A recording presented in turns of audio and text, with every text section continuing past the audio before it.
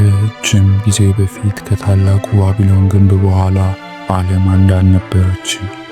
ሰዎች የተለያየ ቋንቋ ይናገሩ ነበር፣ የተለያዩ መንገድም ይሄዱ ነበር። ብሔራት ተወለዱ፣ ነገር ግን ልቦች ከእግዚአብሔር ርቀው ነበር። እግዚአብሔርም አሁንም እየተመለከተ ነበር። እግዚአብሔር አሁንም እየጠራ ነበር። ከሁሉም ሰው መካከል አንድ ሰው መረጠ።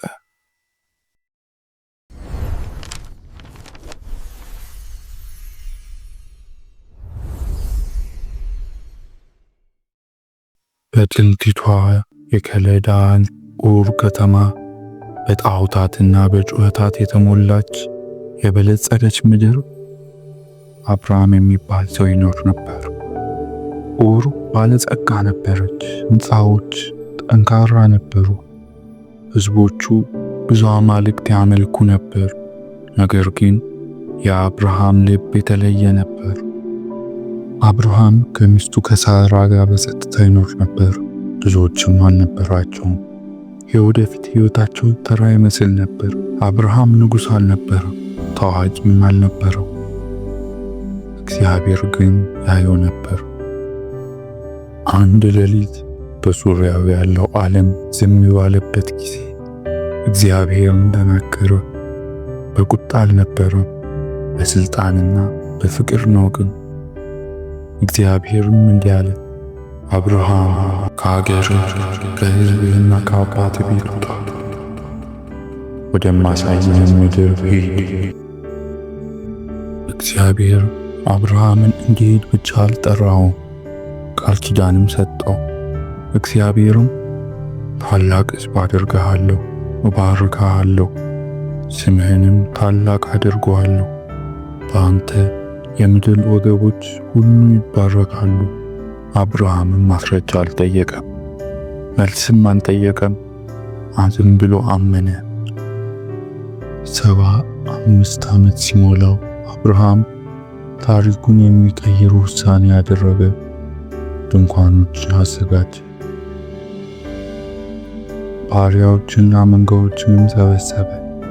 ሳራንና የወንድሙን ልጅ ሎጥን ወሰደ። የታወቀውን ሁሉ ትቶ ሄደ።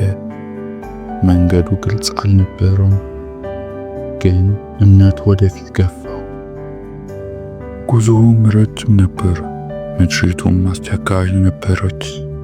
መንገዱ እርግጠኛ አልነበሩም። በሸለቆች በበረሃዎች መካከል አብርሃም በእምነት ተመላለሰ። እያንዳንዱ እርምጃው ተመሳሳይ እውነት በተሸከሙ ተናገረ። እግዚአብሔር ታማኝ ነው አለ። በመጨረሻም አብርሃም ወደ ከነዓን ምድር ደረሰ። እግዚአብሔርም እንደገና ተናገረ፣ ለዘርህ ይህንን ምድር እሰጣለሁ። አብርሃም በድንጋጤ ቆመ። አብርሃምም ለእግዚአብሔር መሠዊያ ሠራ። ወርቅም አልነበረም፣ ቤተ መንግሥትም አልነበረም። በድንጋይና አምልኮ ብቻ ነበር። የእውነተኛውን አምላክ ስም ጠራ። እምነት ታዛዥ ሆነ፣ ታዛዥነትም አምልኮ ሆነ። አብርሃምም የተስፋውን ቃል በሕይወቱ ሲፈጸም አያይም ነበር። ነገር ግን ከሕዝቡ ይመጣል። ከዚያም ነቢያት፣ ነገሥታትና ነቢያታት ይመጣሉ። ከዙሪያውም የዓለም አዳኝ ይመጣል። የእግዚአብሔር ዕቅድም ተጀመረ። እግዚአብሔር ዛሬም ሰዎችን ይጠራል። ሁልጊዜ ወደ አዲስ ሀገር አይደለም፣ ነገር ግን ወደ አዲስ እምነት። እንደ አብርሃም መጨረሻውን ባናይ እንኳን እንድንታመን እንጠየቃለን። ምክንያቱም ከእግዚአብሔር ጋር ያለው እያንዳንዱ ታላቅ ጉዞ የሚጀምረው በአንድ ታዛዥ እርምጃ ነውና።